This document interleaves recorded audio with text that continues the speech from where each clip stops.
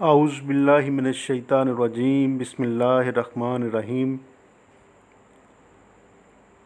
University of education Lahore से MA. Urdu के programme में शामिल कोर्स जदीद उर्दू नज़्म के साथ मैं हूँ course instructor doctor Shabbir Hussain.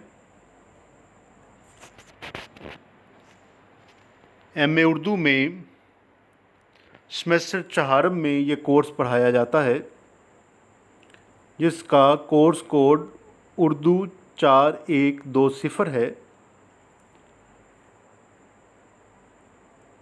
आज ऑनलाइन क्लासेस के सिलसिले में लेक्चर नंबर 26 को आप तालिब इल्मों के लिए रिकॉर्ड किया जा रहा है। इस पर्चे में हम जदीद नज़्म निगारों का मुतालिया करते हैं और उर्दू नज़्म की ये मकबूल सिन्फ़ नज़्म जो उर्दू शायरी की मकबूल सिन्फ़ है, उस हवाले से हम उस सेहत का मुतालिया करते हैं जिसमें जदीद नज़्म लिखी जा रही थी। इस पर्चे में हम उन नज़्मों का मुतालिया करते हैं जो अपने अंदर जदीदियत की उम्दा मिसालें रखती हैं। हमने गुज़श्ता कुछ लेक्चर से इक़्तिबासात जो मुंतहिब नज़्मों का है उनका मुतालिया शुरू कर रखा है। हमारा गुज़श्ता लेक्चर वो मजीद अमजद उर्दू नज़्म के जदीद उर्दू नज़्म के अहम नाम मजीद अमजद की नज़्म तुसीए शहर थी। हमने इस नज़्म को किरत भी किया था। किरत करना मजीद अमजद की नज़्मों को, मजीद अमजद की नज़्मों के पैटर्न को समझने में, आहंग को समझने में मदद करता है। इस नज़्म को एक बार फिर इसकी किरत करते हैं और उसके बाद मज़ीद जो तसव्वुरात इस नज़्म के हवाले से हैं हम उन पर बात करते हैं। 20 बरस से खड़े थे जो इस गाती नहर के द्वार, झूमते खेतों की सरहद पर बांके पहरेदार,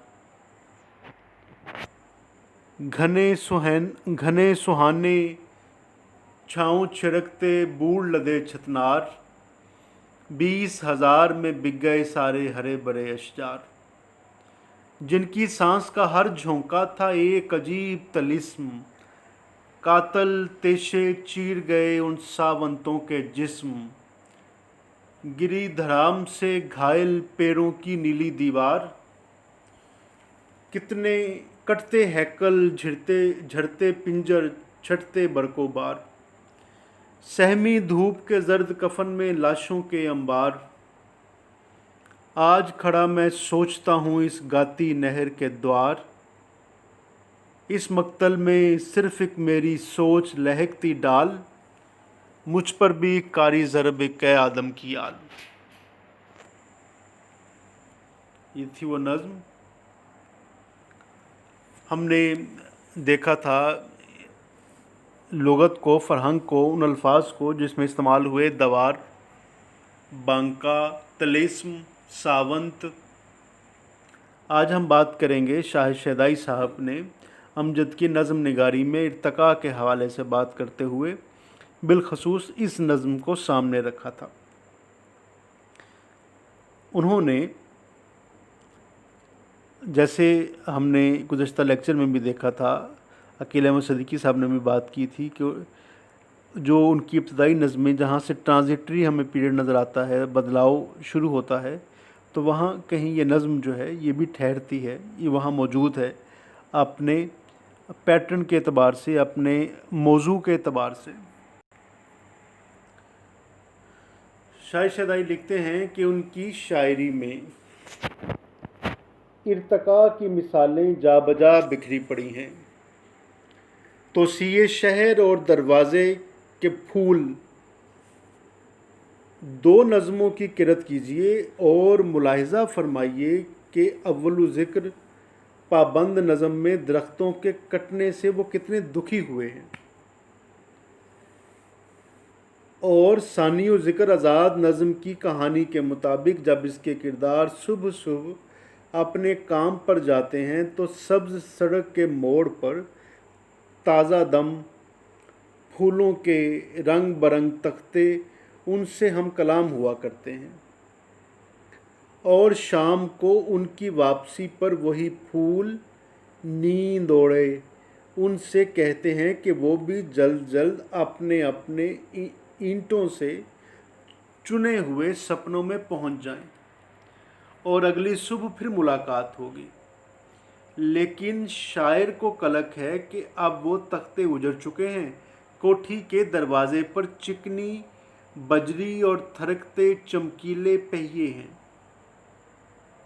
कोठी का मालिक एक वकील है जिससे शायर गिला करता है कि वो तो राहत हक की खातिर लड़ने वाला है, मगर उसने इतना भी ना सोचा कि लाखों के हिस्से की मेहनतकश खुशियों की पासदारी करना उसका फ़र्ज़ था। फिर ये नज़म का हवाला देते हैं। आज खड़ा मैं सोचता हूँ इस गाती नहर के द्वार, इस मक्तल में सिर्फ एक मेरी सोच लहकती डाल।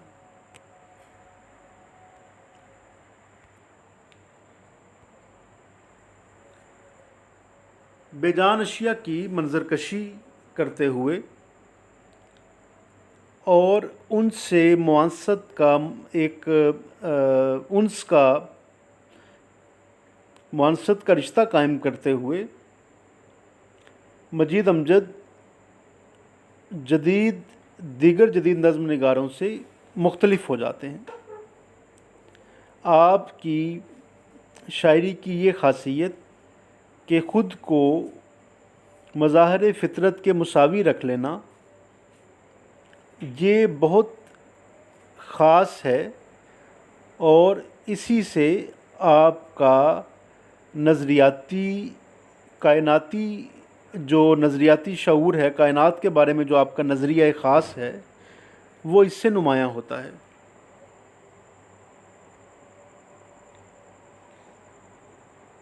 बेजान चीज़ों की मंजरकशी में भी मजीद अमजद ख़ास महारत रखते हैं। पेशकश का अंदाज़ और शायर का महाकाती और विजदान उनमें जान डाल देता है, और बेजान अशिया यूँ नज़र आती हैं जैसे किसी इंसान के बाजू शल हो गए हों और वो चलने फिरने के काबिल ना रहा हो। उनकी नज़मों में से ये टुकड़े इस मौजू को ख़ास तौर से निशानजद करते हैं। फिर आगे एक नज़म का हवाला दिया हुआ है।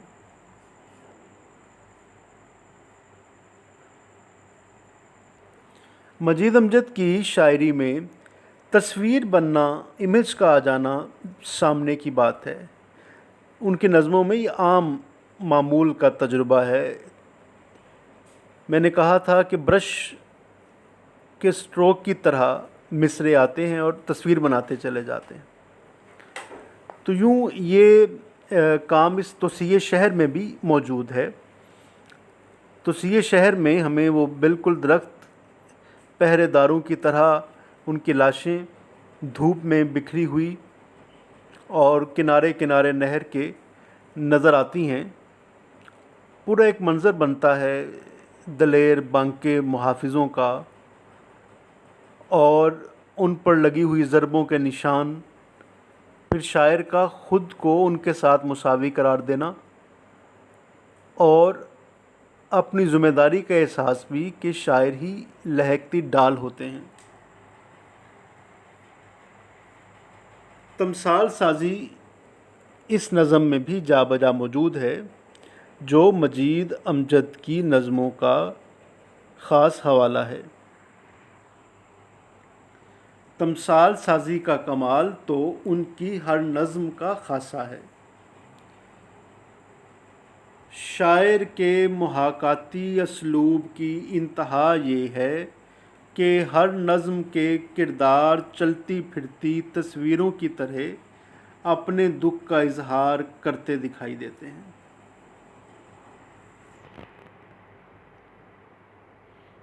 इस सिलसिले में नासिर अब्बास साहब की राय जो है उसे भी देखते हैं और बाद में नज़्म को हम उसके बंद को भी देखते हैं, शुरू से बंद के साथ मुताला करते हैं, लाइन लाइन के साथ हर लाइन को बगौर देखते हैं।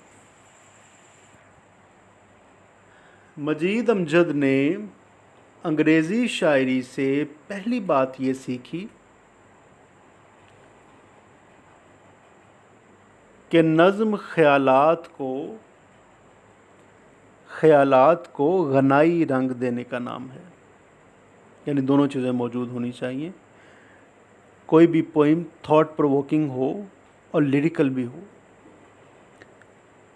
इसके कॉम्बिनेशन से, गनाइयत के कॉम्बिनेशन से जो वो बनाती है थॉट के साथ, और इस दोनों की अमालगमेशन से, कॉम्पोजिशन से वेल कंपोज्ड एक नज़्म जो है वो अंग्रेज़ी अदब से शैले का हवाला और बाकी जो है हमें नज़र जो आते हैं वो मिलता है।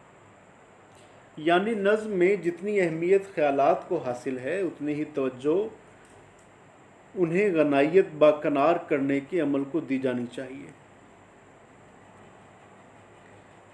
शायर को ख़यालात ही तख्लीक नहीं करने चाहिए, नए नए गनाई पेराए भी वज़ा करने चाहिए। ये तालिब इल्मों इम्पोर्टेंट बात है, गनाई पेराए। लिरिकल बैलेट्स का या लिरिकल का, आप जब नज़म को उसके अंदर एक पैटर्न उसके अंदर भी मौजूद होना चाहिए, नए ख्याल के साथ नया पैटर्न भी। ये दोनों चीज़ें शायर को नया और ताज़ा और जदीद बनाती। शैले के यहाँ नज़्म निगारी का यह तसव्वुर गालिब था कि उन्होंने गनाई पैरे भी वज़ा किए, कोइन किए। शैले ने इस बिना पर अपनी नज़मों में मुतअद्दिद हयाती तजर्बात किए और अपनी नज़्म में कई किस्म के आहंग तख्लीक किए। तो ये शैले के हवाले से बात थी। ज़रा नज़्म के चाल चलन को देखिए। तो 20 बरस से खड़े थे जो इस गाती नहर के द्वार, इसमें एक पूरा मंज़र, और जैसे ये है कि अमल इनके मंज़र में एक्शन होता है, सारे इमेजेस जो हैं मुतहरक होते हैं। नहर गाती हुई है और खड़े होने के बावजूद भी आपको वो झूमते हुए नज़र आते हैं। झूमते खेतों की सरहद पर बांके पहरेदार, साकत रुके हुए एक जगह पर जमे हुए ज़मीन के अंदर पाबेगिल, मगर उनके अंदर भी एक हरकत, तवानाई, एक्शन, अमल नज़र आता है कि वो बांके हैं। और नहर झूमती गाती हुई है, किनारे किनारे खेत हैं और वो खेत भी वैसे ही लहलहाते हुए खेत हैं जैसे झूमती गाती नदी। तो इसमें शुरू ही ऐसे है जैसे किसी राग या ख़याल कहा गया हो। गनाई पूरा उसके लिए माहौल बनाया जा रहा हो। तो खुलते ही नज़्म, शुरू होते ही नज़्म आपको एक मंज़र में ले जाती है जो एक जानदार मंज़र है। घने सुहाने छाँव छड़कते बूढ़ लदे छतनार, तस्वीर बनी जिसमें घने सुहाने छाँव जिनकी इतनी है कि वो छाँव आते जाते लोगों पर वो बूढ़ लदे हुए हैं। भरे हुए सरसब्ज़ दरख्त थे जो समरबार हैं और वो आते जाते लोगों पर अपने साए का और अपने बूढ़ का छिड़काव करते हैं। तो इन दरख्तों के साथ, ऐसा कहने से ही इन दरख्तों का जो रिश्ता इंसानों के साथ, माहौल के साथ, शायर के साथ और बाकी अफराद के साथ कायम होता है, वो रिश्ता ख़ुद एक ऐसा रिश्ता है जिसमें दरख्त सिर्फ हमें सखावत करते हुए दिखाई देते हैं और इंसान सिर्फ उनसे वसूल करने वाले हैं। और ऐसे मुखलिस, ऐसे बुज़ुर्ग दरख्त, इनकी कीमत लगी है, इनकी बोली लगी है जो शायर को, हसास आदमी को परेशान कर रही है। और क्या लगी है? 20,000। आप देखिए, नज़्म में जो आगाज़ है नज़्म का वो 20 बरस से हो रहा है। तो एक बरस बराबर ठहरा 1,000 रुपये के। 20 बरस की उनकी ज़िंदगियाँ, और उसके मुकाबिल वही अदद जो है वो रकम में रख कर असल में दोनों के माबैन जो शिफ्ट है उसका ज़िक्र किया जा रहा है, जो बदलाव आया है इंसानी फ़िक्र में, इंसानी सोच में। 20 साल की सब्ज़े की रफ़ाकत वो भी रुपयों में शुमार होने लगी और उसमें तकसीम होने लगी।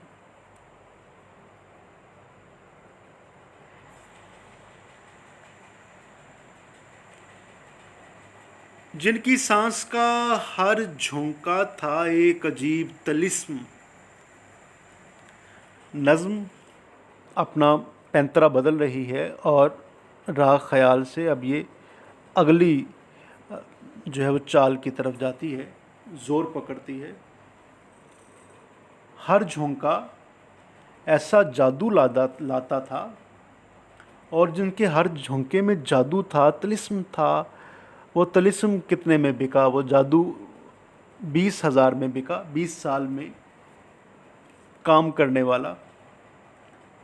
और तेशे, कातिल तेशे चीर गए उन सावंतों के जिस्म। इसमें तेशे को कातिल कहने से एक चलता हुआ आड़ा जो है वो बिल्कुल एक इंसानी रूप में और इंसानी ज़ालिम रूप में ढल गया, और उसकी पर्सोनिफिकेशन हुई। और पर्सोनिफिकेशन में उसका किरदार वो हुआ जो किसी ज़ालिम और जाबिर का होता है। एक जुल्म करता है, एक जुल्म सहता है, आपका ताल्लुक़ है कौन से घराने से? कातिल तेशे या वो सावंते जिस्म वाले, वो सावंत, वो बांके जो बग़ैर किसी गरज के छाँव छिड़कते हैं, बूढ़ लदे रहते हैं, धूप में खड़े होकर हर वक्त साया देने को मौजूद रहते हैं।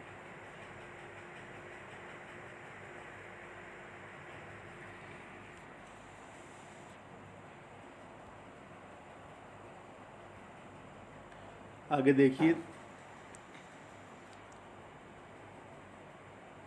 सिर्फ इस लाइन पर आज बात ख़त्म करेंगे। घिरी धड़ाम से घायल पेड़ों की नीली दीवार। पेड़ों ने मिलकर सरहद बनाई हुई थी। सरहद पर, सरहद जो शुरू में कहा, नज़्म में ये है कि कहीं थ्रेड अपना कहीं कमज़ोर नहीं करते मजीद अमजद, कहीं माहौल से बाहर नहीं निकलते। ये जेनवन तख्लीक़कार का होता है। वो जब फ़िज़ा के अंदर होता है तो उसने कमरे में, नज़्म में खिड़की भी बनाई होती है, दरवाज़ा भी लगाया होता है। उसने पूरा एक माहौल बनाया होता है, उससे बाहर नहीं जाने देता वो अपने माहौल से, अपनी नज़्म के किसी भी जोड़ को, किसी भी रास्ते को। तो ये उसका अपना बनाया हुआ है। तो यहाँ आप देखिए कि उसने कहा कि वो जब गिरी है दीवार तो उसकी आवाज़ आई जैसे कोई जवान गिरता है, जैसे कोई हैकल चीज़ गिरती है।